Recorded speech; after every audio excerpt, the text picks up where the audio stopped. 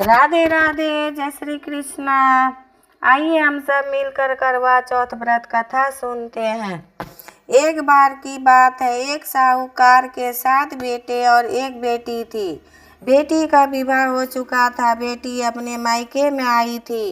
बेटी का नाम करवा था। सातों भाई अपनी इस इकलौती करवा बहन को बहुत गहरा प्रेम करते थे, अपनी बहन का पूरा ध्यान रखते थे। जब करवा मायके में आई हुई थी तो एक दिन शाम को सभी भोजन करने के लिए बैठे। कार्तिक मास कृष्ण पक्ष की चतुर्थी तिथि थी, अतः घर में साहूकार की सभी बहुओं ने और साहूकार की बेटी करवा ने चतुर्थी का व्रत रखा हुआ था। जब साहूकार के सभी बेटे भोजन के लिए बैठे तो उन्होंने अपनी बहन को भोजन करने के लिए कहा। भाइयों का भोजन करने के लिए बुलाने पर बहन ने कहा, भाई अभी चांद नहीं आया है, जब चांद आ जाएगा तब मैं चांद को अर्घ देकर व्रत पूरा करके ही भोजन करूंगी। करवा के ऐसा कहने पर भाइयों को चिंता हुई कि बहन भूखी है और अभी चांद भी नहीं आया है। ऐसे में 7 भाइयों में से सबसे छोटा भाई बाहर किसी दूर के पेड़ पर जाकर उसमें अग्नि जलाकर उसमें एक छलनी लगाकर बहन के पास आया और बहन को कहने लगा, देखो बहन, चांद आ गया है, अब खाना खा लो। बहन ने अपनी भाभीियों को भी कहा, भाभी देखो चांद निकल आया है, अब आप लोग भी अर्घ देकर व्रत पूरा करके भोजन कर लो।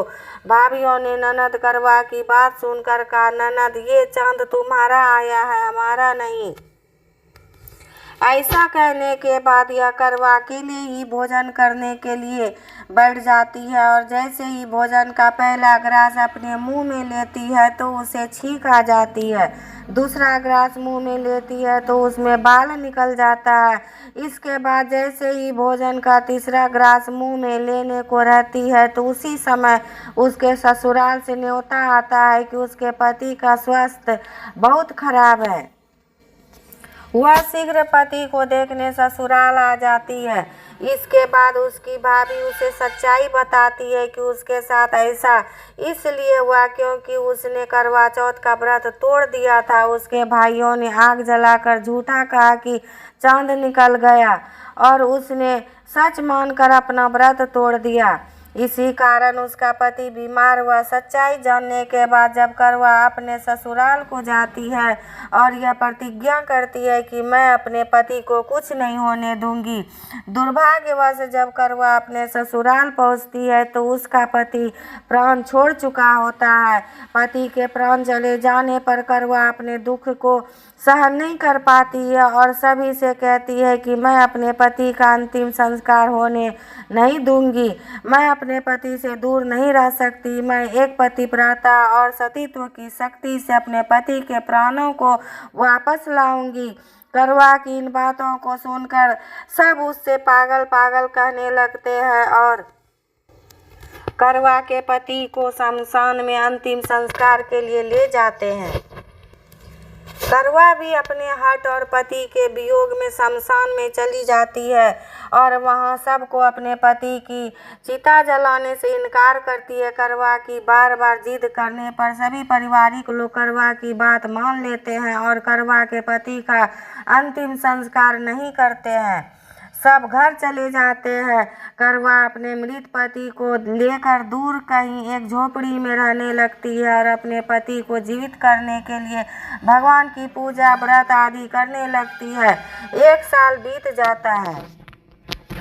करवा उसी दिन का इंतजार करती है जब उसने अपने मायके में चतुर्थी का व्रत तोड़ा था। 1 वर्ष बीतने के बाद जब फिर से वही कार्तिक मास की चतुर्थी तिथि का दिन आता है तो करवा अपने पति के प्राणों के लिए निर्जला करवा चौथ का व्रत रखती है। करवा अपने पति को पुनर्जीवित करने के लिए माँ जगदम्बा से प्रार्थना करती है कि मेरे पति के प्राणों को वापस लाए, मुझे मेरा सुहाग वापस लौटाए। जब करवा का यह व्रत पूरा होने को रहता है तो उसे व्रत से माँ प्रसन्न हो जाती है और उसे कहती है कि यदि तुम अपने पति के प्राणों को वापस पाना चाहती हो तो अपनी सबसे छोटी भाभी के पास जाओ। वही तुम्हारे पति के प्राणों को वापस ला सकती है, क्योंकि करवा चौथ का व्रत तोड़ने का कारण उसका सबसे छोटा भाई ही था। उसी ने पेड़ पर अग्नि जलाकर बहन को झूठ कहा था कि चांद आ गया है। अतः करवा अपनी सबसे छोटी भाभी के पास जाती है और उनके पांव को पकड़कर कहने लगती है कि मुझे मेरा सुहाग वापस दिलवा दो। बार बार कहने से करवा की भाभी अपनी छोटी अंगुली को चीरकर उससे रक्त अमृत निकालती है और करवा के पति के मुंह में डालती है। ऐसा करने पर करवा का पति जय गणेश, जय गौरी, जय गणेश, जय गौरी कहता हुआ पुनर्जीवित हो जाता है। इस प्रकार भगवान की कृपा से करवा का पति वापस आ जाता है। तब करवा माँ गौरी से प्रार्थना करती है कि हे माँ गौरी, जिस प्रकार आज आपने इस करवा को फिर से सुहागन बनाया और चिर सुहागन का वरदान दिया, ठीक उसी प्रकार हे माँ सभी स्त्रियों को सुहागन का वरदान मिले। माँ गौरी तथास्तु बोल करके अपना प्रस्थान हो जाती है। राधे राधे, जय श्री कृष्ण।